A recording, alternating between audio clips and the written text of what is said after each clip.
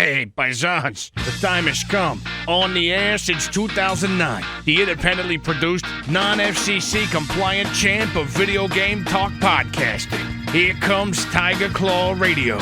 Here's your host, Critical Failure.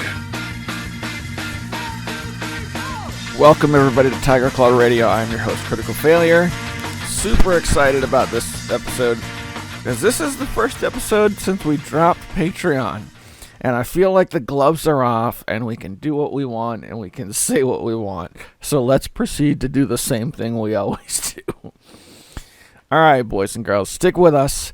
This is the part where I stop the recording and I desperately sift for some chiptunes to play. However, over on Battle of the Bits, there was the compilation was called Spoopy 5, and I think it was October themed, but when they release things on their Bandcamp, the timing is just so awful that I don't know. I wasn't super interested in it, but I picked it up anyway while it was free, and it turns out it's got some really good tunes on it. So we're going to check that out. Stick around. You're listening to Tiger Claw Radio.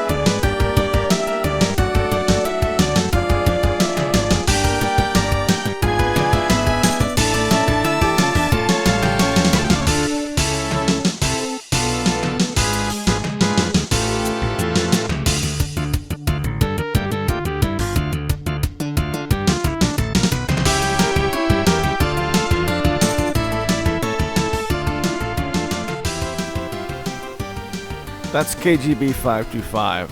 What's the name of that track? The Haunted Halls. Good stuff. Good stuff. Okay, given the state of things, let's ride the Wayback Machine to yesterday? Yeah, 2 days ago. I don't know. The last time I was in the car and had to drive somewhere. Let's go to the Vancast. You're listening to Tiger Claw Radio. Welcome, everybody. It's the Vancast. This is being recorded... what is today? Tuesday, January 11th. I'm driving to the office, take care of some business, and it is 22 degrees outside. Finally feels like winter here in this January morning. Sun's out. It's not like, early crack of dawn like when I used to do the Vancast prior to COVID, but this is, hang on a second, let me see if I can turn the air conditioning down a little bit. There we go. But this is nice. This is, what is it, 9:45 in the morning now? So it's nice, late morning. Feels good. So over the last couple days, been playing Steam games on my, little small laptop. And I had to scrape through my whole collection and look for things that aren't going to take a lot of resources. Now, being a guy who likes old games, it leaves me quite a bit of room. One thing that I settled on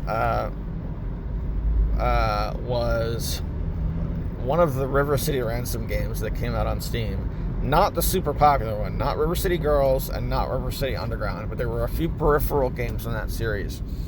They did a River City sports challenge game that was like the old NES like cross-country game where you would like have a relay race with 4 people, and there were 2 different battler games. So I settled into I believe it's called River City Ransom or River City Battle Royale Special, and I started playing that a bit. I was a big fan of a game called Ricky Cuneo, which came out on the Famicom. Never got it here in the States, but there was an unofficial fan translation that dates back to like the early days of emulation. So if you were, getting ROMs from individual websites back in those days, then you would have found it pretty easily. And that was, essentially this, a 4-player battler that had those old River City Ransom, Ricky Cuneo style, Cuneo-kun, whatever you want to call them, those style of guys. The Steam games, these 3 Steam games, Battle Royale Special, and there was another one called Melee Mock, which they essentially just re-released the same game over again, and that cross-country race game, I don't even know what it's called off the top of my head, but I think those 3 games are really good. They're really good. And I wanted to play one of the battler games online. And there's nobody playing them, of course. But not just nobody playing them. Typically when you have a dead multiplayer game and you want to play it online and you can't because it's dead, you go to the forums or wherever it is people talk about that game, and there's usually like a handful of people who are always like, man, I'm looking for people to play this with. And of course they don't play with each other because they always miss each other. This happens with Civilization. Try and get a multiplayer game going to Civilization 3. And you'll find a handful of people love the game, would love to play it multiplayer, but we're talking about grown-ups, so getting everybody on the same page is difficult. I didn't even find that with these games. It's like they were dead right out of the gate. And going through the forums, trying to find those people who are like, yeah, I'm interested to play, but I can't. All I found were posts from me from like 6+ months ago or more, looking for people and not finding them. And that really sucks because I was like a crazy big fan, like fanatic about the game River City Ransom, the NES game that we remember from as kids. I played that game through start to finish more times than I played any other game. Played it a ton. And playing this Battle Royale Special game, I see a lot of the OG River City Ransom in it. I see every single one of those characters, showing up as a fighter. I'm seeing Chin, the guy with the hair in his face from Double Dragon, also showing up. A lot of like old characters that I remember from being young. Pretty, I don't want to say a solid fighting game, but as far as like actual brawler mechanics go, yeah, it has issues. It's pretty simple in terms of the move systems. You don't have to memorize complicated combos.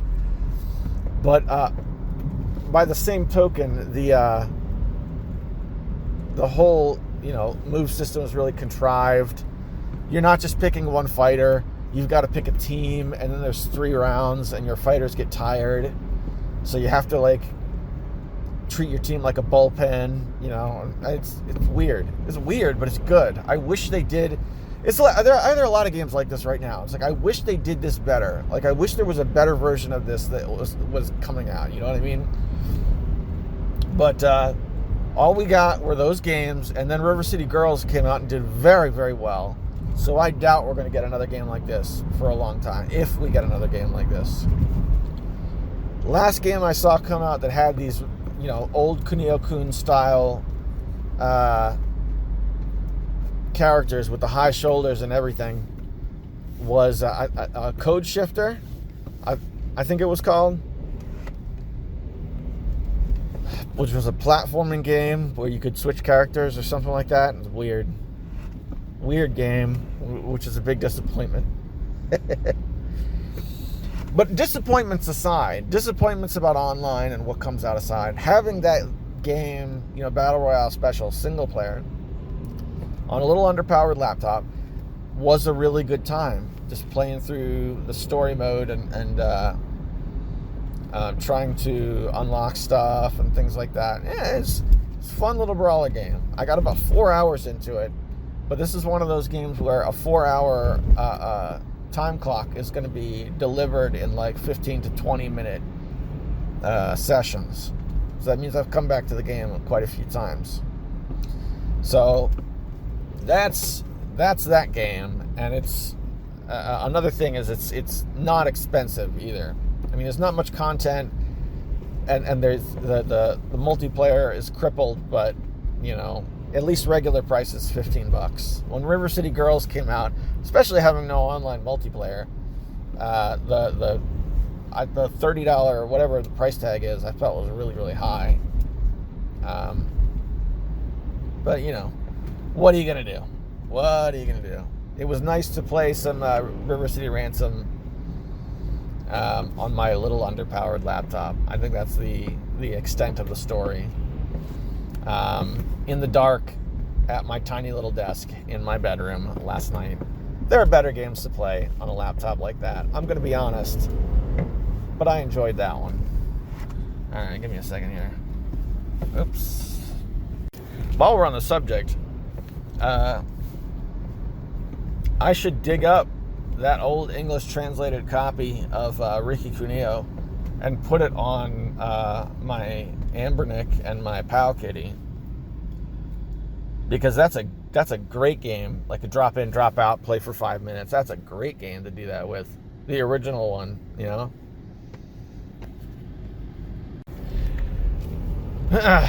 So I talked to my older brother this morning, not defense.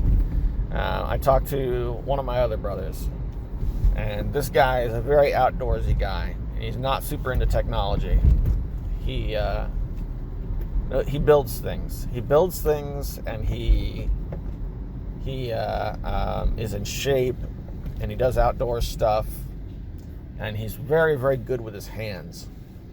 But he's not a computer guy, and he's not a collector by any stretch of the imagination. But somewhere along the line, because he and I are about that age, he got himself a Nintendo and a handful of games that he remembers from when he was a kid. So he has been texting me back and forth about it, which is really cool, because I love this guy. He's my brother, but I haven't really kept up with him a ton because we kind of are in different worlds. But he ordered Metroid. He's like, hey man, you ever played Metroid? I just ordered a copy of it. Hasn't got here yet. The original Metroid. And knowing this guy, original hardware for sure, no doubt about it. So he texted me this morning. Metroid showed up, and he gave it a try, and he's been having issues with it freezing. Like, it freezes 30 minutes into the game. Tried it twice. It happened twice. And he said that was really the extent of his game time, so he couldn't try it a third time. And he says he's also been having issues, like certain games, his TV bugs out playing the NES, particularly when he's doing like a vertical scrolling section.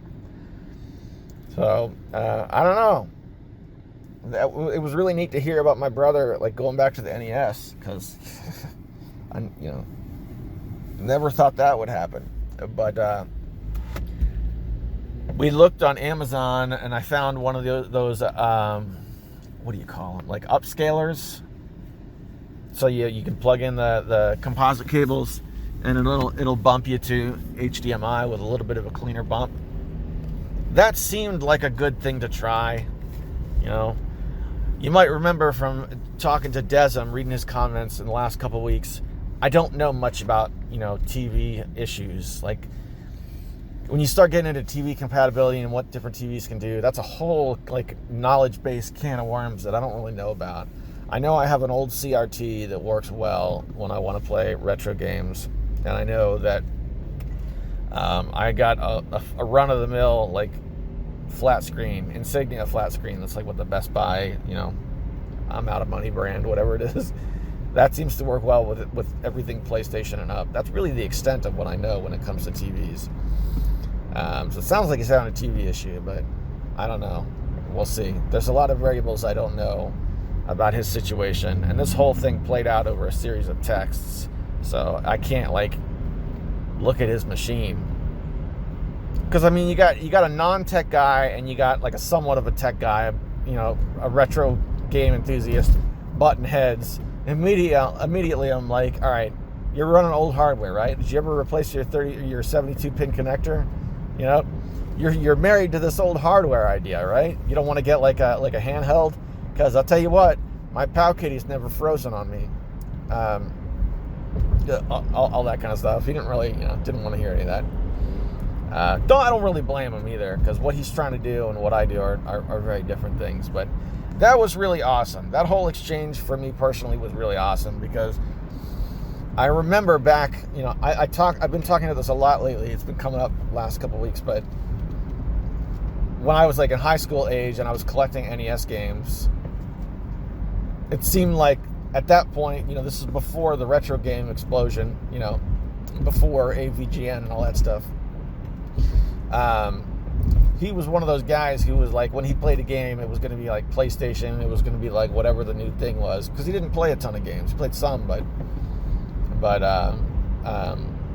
yeah. So it's like, yeah, I've been enjoy the NES. I've been enjoying it for many years.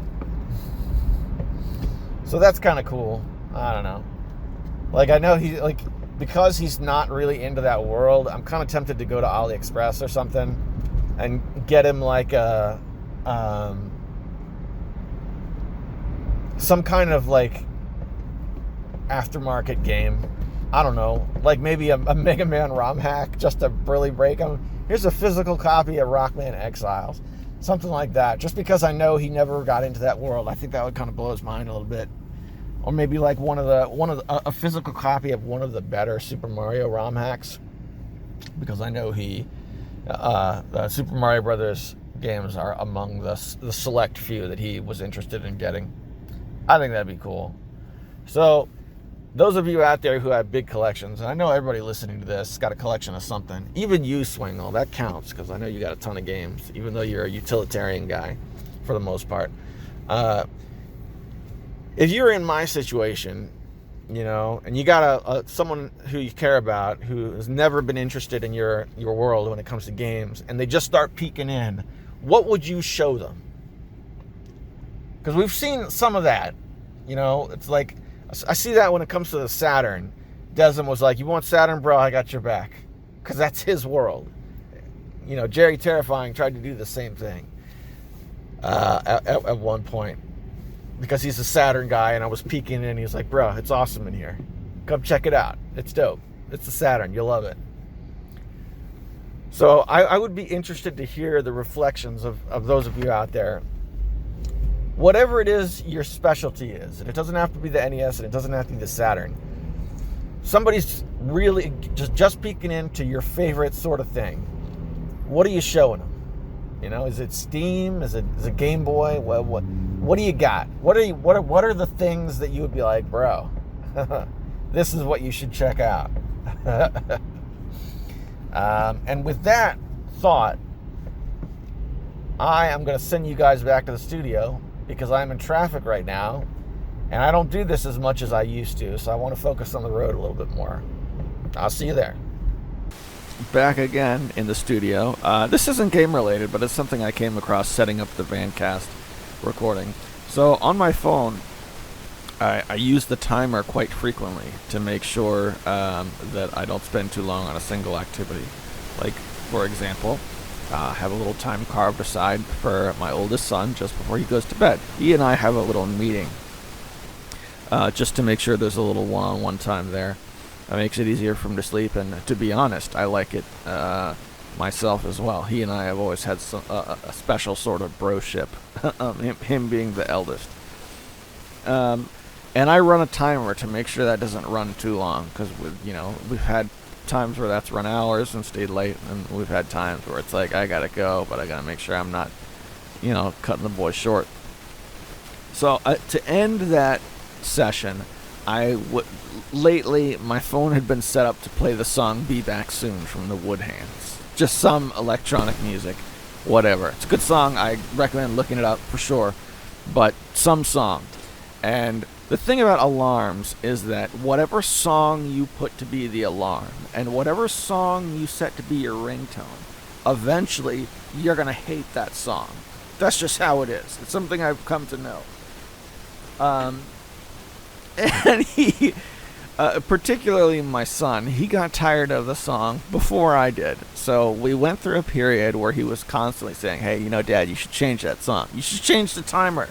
Change the timer so that when it rings, it plays something else. Well, I finally got frustrated, and I changed it to this. This is now what happens when the timer rings. The timer has completed. Oh, yeah.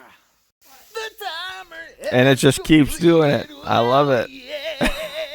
Oh, keep going. The timer has completed. Oh, yeah. All right, that's quite enough of that.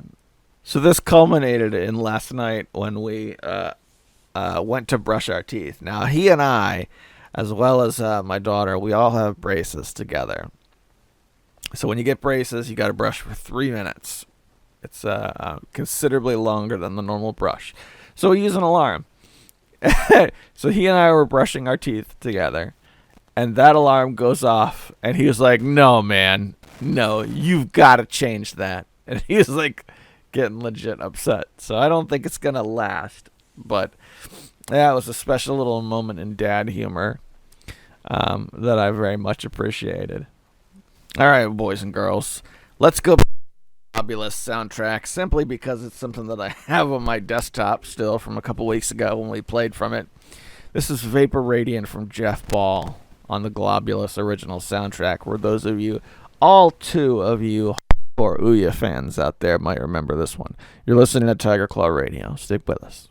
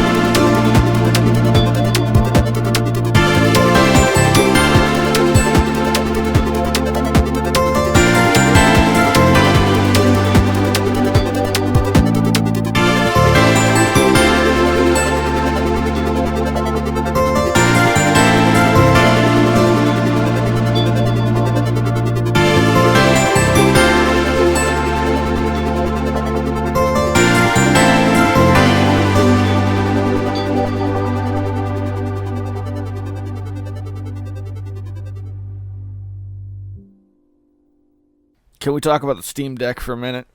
You remember when the Steam Deck was accepting pre-orders right out of the gate and people were really excited about it? I'm seeing it show up on the news sites now, and there's a distinct shift in the way people are talking about this thing. Okay, the excitement has kind of died off and made way for everyone looking at each other like, this thing is still gonna be like legit, right? Like, we didn't just secretly dump a bunch of money into a lump of crap. I mean, don't get me wrong, I fully believe it's a real product, but now all of the excitement has melted, and I'm seeing legitimate concerns in their wake. This thing looks incredibly uncomfortable to hold. Are those touch pads on the left and right side in the exact middle? Because that looks terrible. Wait a second. Are you telling me this only has 2 hours of battery life? 2 to 3 hours? So that means in order to play anything serious, big time sessions, you're going to have to be tethered. Why not just get a good laptop? I don't know. Still a lot of questions. And just like always, we're not going to know anything until it comes out. But I have definitely noticed a shift in tone when people talk about the Steam Deck. I myself didn't buy into it. And you know why? Because I have no money. But that's good. I feel like I was saved a lot of frustration. Here's a headline that made me chuckle a little bit. Microsoft doesn't see Game Pass as a replacement for game purchasing. You know what, Microsoft? Don't worry about it for a second, because neither did I. I immediately recognized that as 100% fleecing and nothing else. But thank you for saying that. I do appreciate you being honest with me.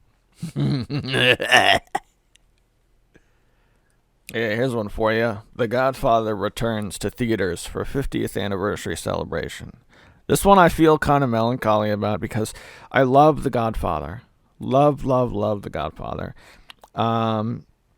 Never saw the third one. Saw the first one and the second one, but at the time didn't have access to the third one and never circled back to watch it. But anyway, the thing is, here it comes back into the theaters, and I don't go to the theaters anymore. I don't. I can't remember the last movie I saw. I know it hasn't been too long. It's like the past handful of years, like pre outbreak. I've gone to like 1, maybe 2 movies a year. Like I saw the first 2 of the 3, big time Star Wars movies. Gosh, that's really it. I remember we saw a movie called Stuber that we knew was going to be dumb. Just my wife and I just wanted to get out and have a good time.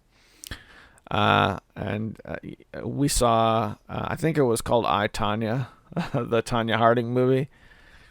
That was pretty good. But we don't go to the movies a lot. And I love The Godfather. That's a movie I would definitely want to see in the theater. But I just don't see it happening. Like, I desperately wish this happened like 3 years ago. I would have loved it to death.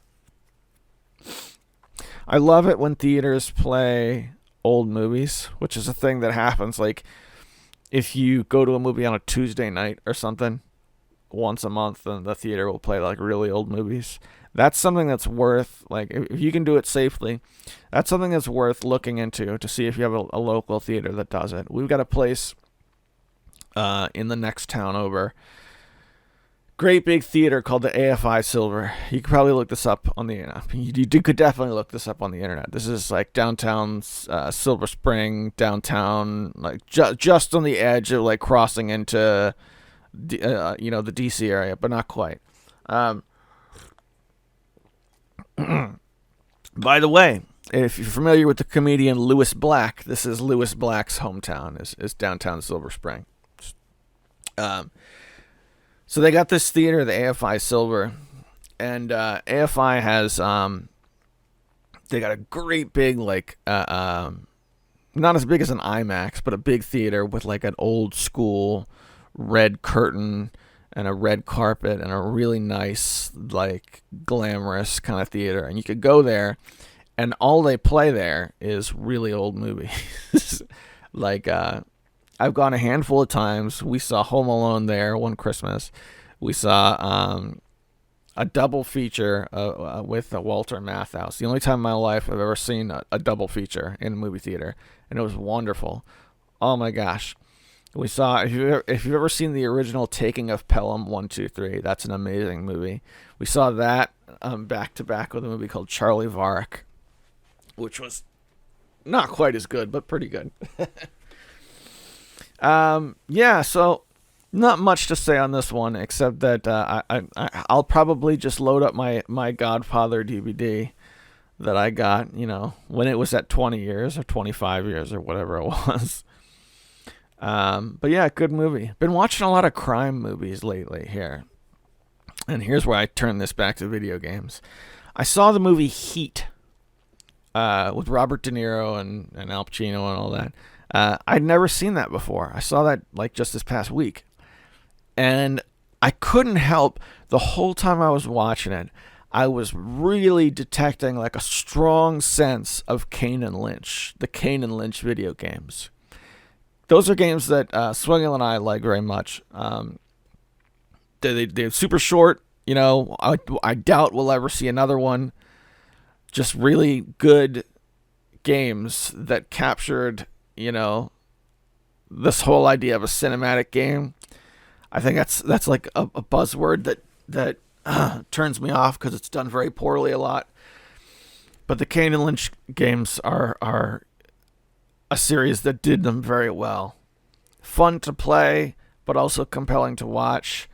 I see a lot of that come from the movie Heat. It's not a one-for-one remake, but the bad guy like the bad guy of the bad guys, the wild card who causes all the trouble, is a bald guy with long hair, bald on top but long hair on the crown line, and then a beard just like Lynch.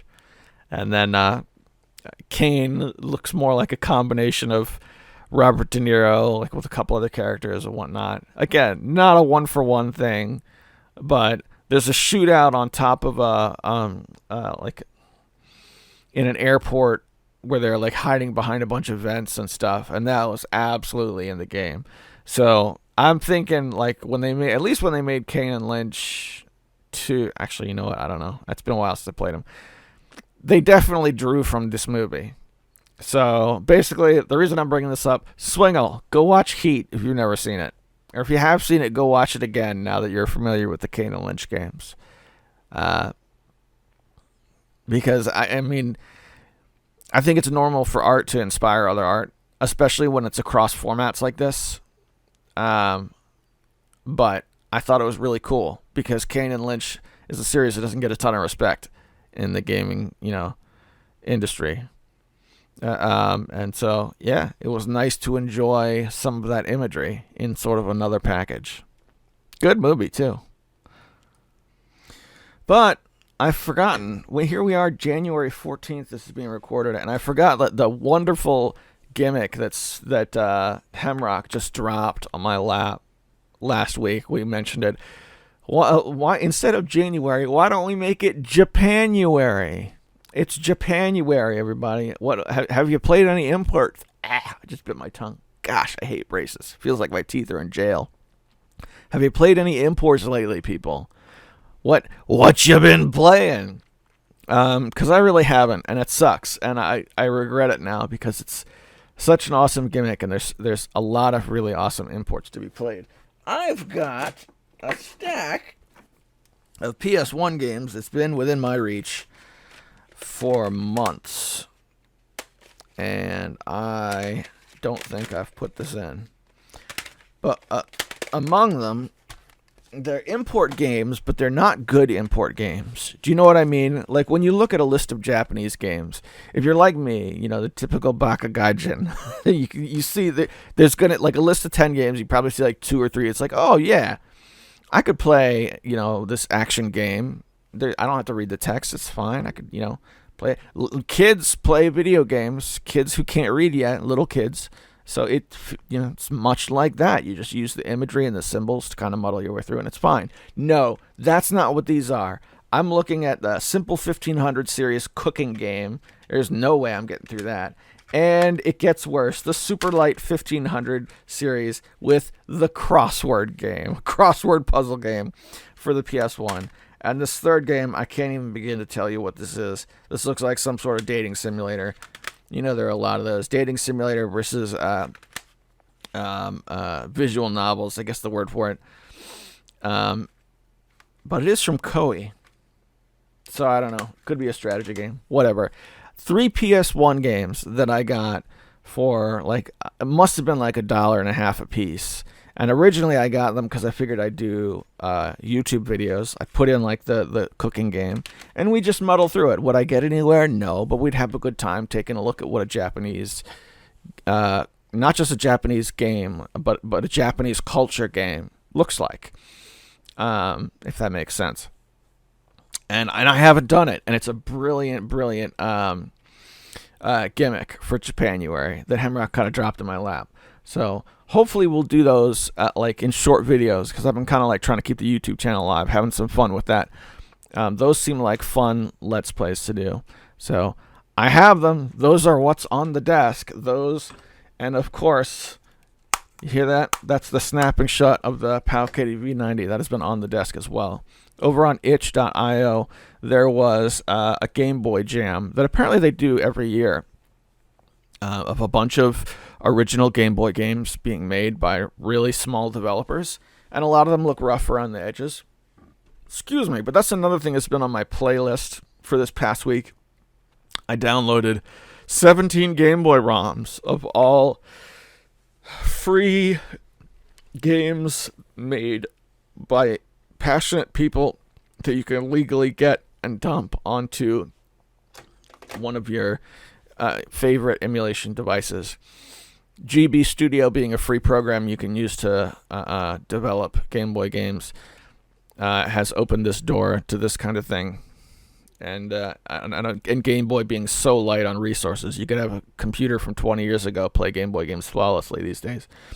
So if you have a handheld emulation device, this is something to get in on. In fact, one of the reasons I have all these is because that was something I've had in the back of my mind for a while, is to do some videos like, look, I've got X emulation device, Ambernick, PAL Kitty, whatever, but the reality is you're still playing the same old games. So what's a fun thing you can do with them? And that, I think, would make a good video series. So yeah, I haven't run through any of them yet. But there was a demake of Spelunky 2 for the Game Boy Color that looks really good. And that is definitely on my list. So I will play that and get back to you on that never, because that's usually how it goes with these types of things. But I wanted you to know that it existed. So you can head over to itch.io and check it out if you're interested. Or not. I'm not the cops. What are you going to do? I want to play more chiptunes, but we had internet problems here at the house yesterday. Network was really, really spotty. No, spotty's not the right word. Spotty implies like intermittent disconnectivity, but overall functioning. The network was down. It was rough. It was really rough. So I have an external hard drive. It's a 5 terabyte hard drive. I rip all my DVDs to it, so it's like my DVD data warehouse, and it also has all my chiptunes. And that's downstairs right now, because with the internet being down, all of the streaming services were unreliable at best. So I got my Android TV box that I got last year. Thank you, Swingle, again, for recommending that one. And I hooked it up to our bedroom TV, and I hooked up my external hard drive, and I sat with my wife, and we watched Poltergeist together, and we had a wonderful time. It was really great. I loved it. The movie was okay. It's pretty good movie, but it was a wonderful evening. Just me and her watching a grown-up movie, because we 3 kids, really domesticated. Don't get to watch an R-rated movie very often. And Poltergeist is special because my wife is not a big horror fan, but that's like a chosen movie for her. She saw it when she was very young, so that one gets a pass. And what I didn't know was that was Tobe Hooper. who made that alongside Steven Spielberg. Spielberg's name's all over it, but I didn't realize that Tobe Hooper had a hand in that from the Texas Chainsaw Massacre. So that was great. I had a good time watching that last night. But the thing is, that hard drive also has all my chiptunes, and it's downstairs in the bedroom right now. And I'm pretty sure the littlest of little ones is taking a nap, and I wouldn't dare wake him up for the world. So when it comes to chiptunes, we're going to jam with what happens to be on my hard drive right now.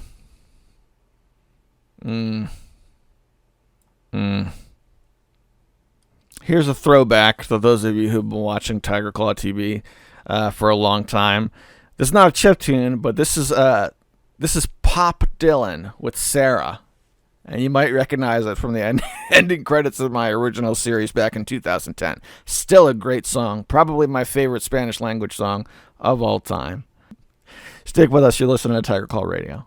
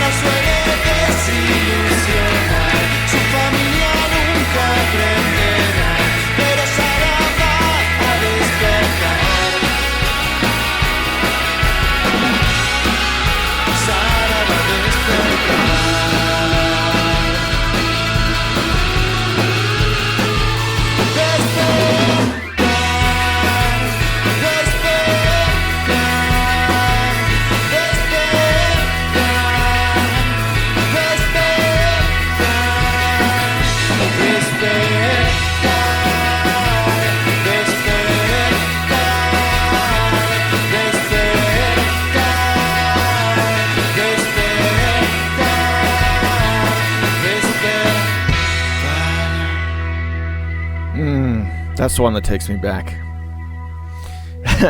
All right. So, at this point of the show, this is usually, we're knee-deep in Failbag. However, with the schedule changes and with all the stuff that's been going on here, last week's episode came out only 3 days ago. So the Failbag is empty, but we do have a couple of comments just floating around the YouTube channel. So let's turn back the clock just a little bit, and we'll take a look at what we got. The big thing that happened, of course, was I shut down the Patreon a few days back prior to the release of last week's episode. So we'll see. The response to that was pretty good, actually.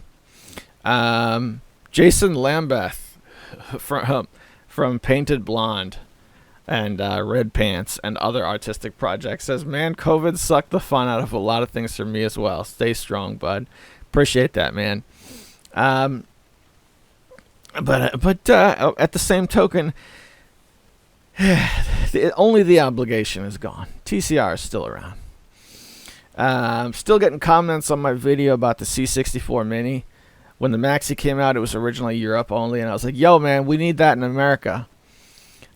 People still leave comments on that saying, "Yo, it's there in the U.S. now." I know, but thank you anyway. Maximum RD checked in on the Stopping Patreon video and says, okay, sounds good, bud. All the best in 2022. Rob, thanks, man. Good to hear from you, brother. Hope you're doing well. Hemrock checked in on the MagFest Memories video, which I did that big, long video, like just everything I could think of that happened at MagFest. And as soon as it was over and I posted it, I was like, oh, man, there was this other stuff. I didn't talk about the chip space, all this other cool stuff, some of the concerts that I saw. We didn't really go over any of that. Like, cool thing, the computer museum, all the cool stuff I was able to check out there. Like, there was more, but it's just like a little glimpse into some of the fun stuff that happened in MagFest. And it's not actually, you know what? Let me uncheck. We got one from Kazlab, who left a link that says, your picture with Bob Chipman, a.k.a. Movie Bob, is at the 6-minute mark.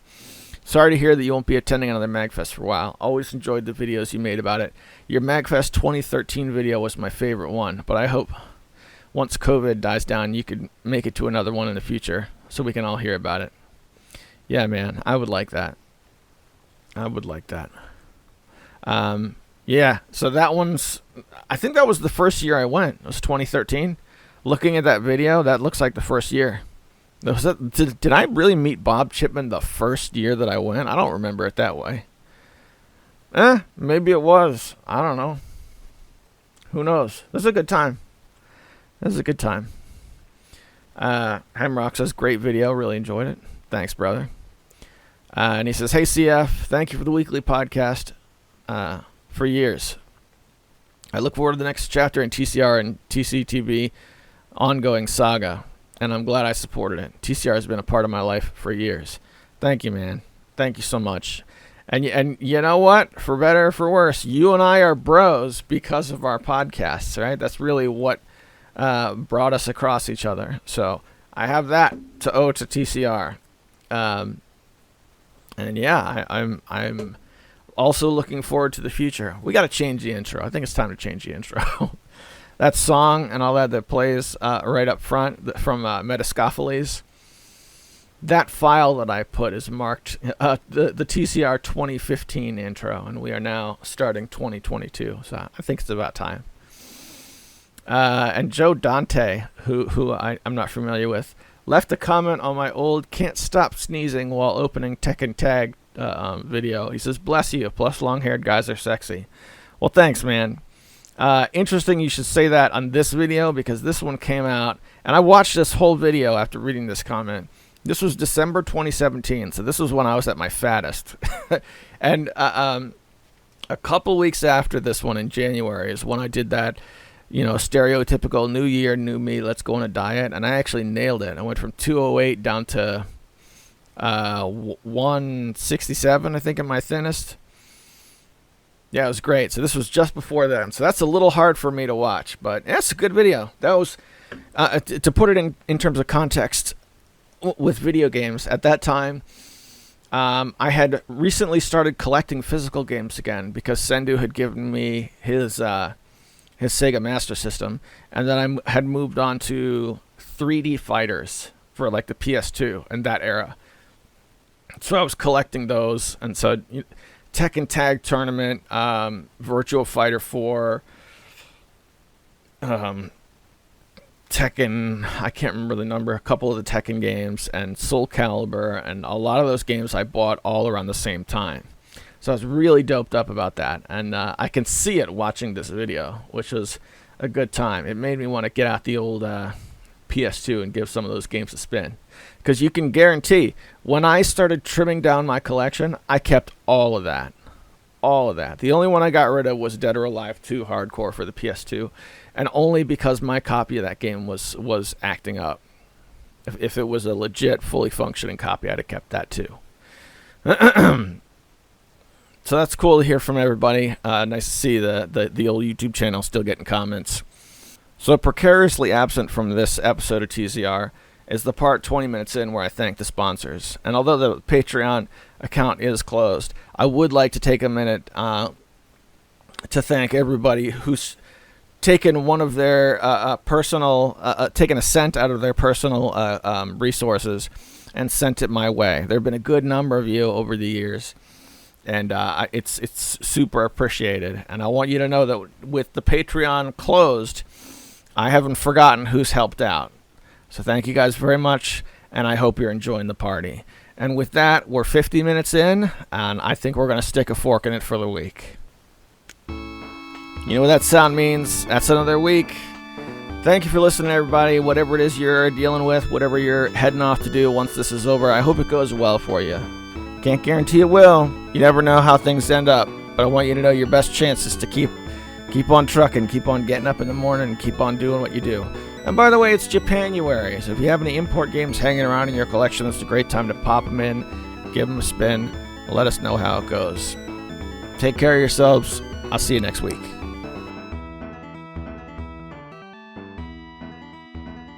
The timer has completed. Oh yeah!